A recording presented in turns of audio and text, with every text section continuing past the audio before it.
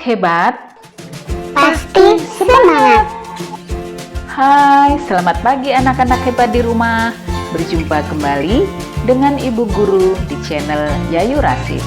Apa kabar kalian semua? Semoga selalu sehat dan tetap semangat ya. Nah, kali ini kita akan belajar tema 7, benda, hewan, dan tanaman di sekitarku. Subtema 2, hewan di sekitarku. Pembelajaran ketiga. Nah, anak-anak, pada pembelajaran kita kali ini, kita akan belajar tentang peraturan tentang hewan dan ungkapan pemberitahuan. Baik anak-anak, sebelum kita mulai, mari kita berdoa terlebih dahulu supaya kita dapat mengikuti pembelajaran dengan baik. Berdoa dimulai. Berdoa selesai.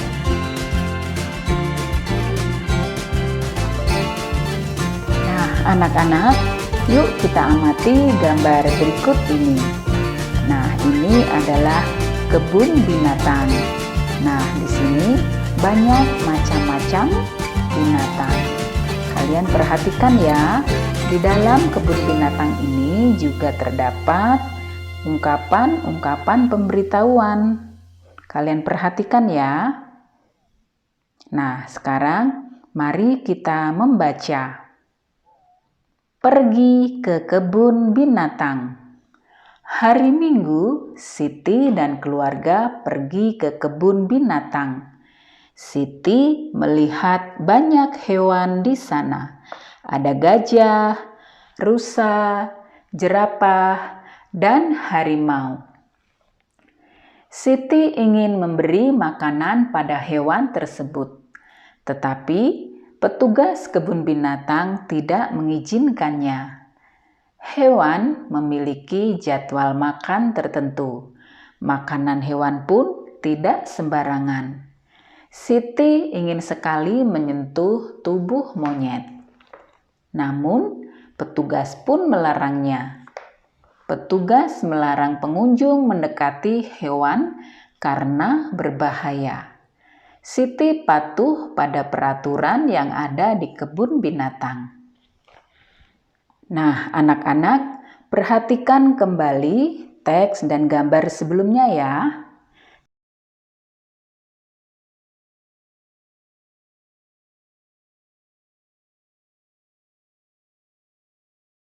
Setelah itu, kalian jawab pertanyaan-pertanyaan berikut ini.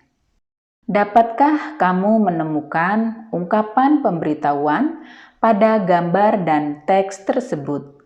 Jika iya, coba sebutkan. Nah, jawabannya iya.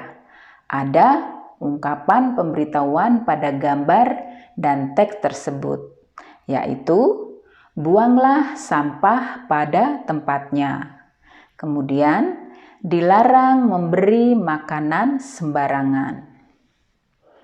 Kemudian, jika kamu melihat tulisan tersebut, yang akan kamu lakukan adalah, nah ini tulisannya, pengunjung tidak diperkenankan memberi makanan pada hewan. Nah, yang kita lakukan adalah kita harus patuh pada peraturan yang ada di kebun binatang tersebut, yaitu tidak memberi makanan pada hewan. Selanjutnya, petugas kebun binatang melarangmu untuk mendekati kandang hewan. Yang akan kamu katakan adalah, nah, yang harus kita katakan adalah, baik Pak atau Bu, saya tidak akan mendekati kandang hewan. Nah, anak-anak, selanjutnya mari kita dengarkan percakapan Udin dan Siti. Udin berkata kepada Siti, Hai Siti, kamu sedang apa? Hai Udin, aku sedang membersihkan makanan kelinciku. Mengapa makanan kelinci itu kamu bersihkan? Karena ada yang bukan makanan untuk kelinci. Kata petugas kebun binatang, tidak boleh memberi makanan sembarangan terhadap hewan. Oh, begitu. Apalagi hal yang biasa kamu lakukan untuk merawat kelinci? Kita juga harus rajin membersihkan tubuh dan kandangnya agar tetap sehat. Kuku kelinci juga harus dipotong secara rutin. Wah, kamu hebat, Siti. Kamu sudah tahu cara merawat kelinci. Terima kasih ya, Siti. Sama-sama, Udin.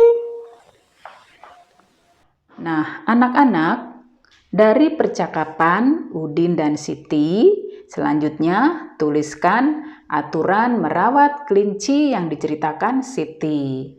Nah, anak-anak, tadi Siti menceritakan tentang merawat kelinci, yaitu 1. Tidak boleh memberi makan sembarangan. Kemudian yang kedua, membersihkan tubuh kelinci. Kemudian membersihkan kandang kelinci. Dan kuku kelinci dipotong secara rutin. Petugas kebun binatang membuat banyak papan pemberitahuan. Papan pemberitahuan ditulis dengan baik dan jelas. Papan pemberitahuan dipasang di tempat yang diperlukan. Papan pemberitahuan membantu pengunjung untuk memahami peraturan dan lokasi.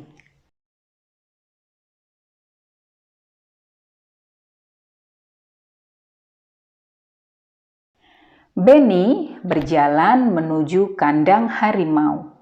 Benny berjalan sesuai arah yang ditunjukkan pada papan petunjuk. Setelah sampai, Benny melihat kandang harimau berseberangan dengan kandang beruang. Kemudian, Benny menghitung jumlah hewan di kandang.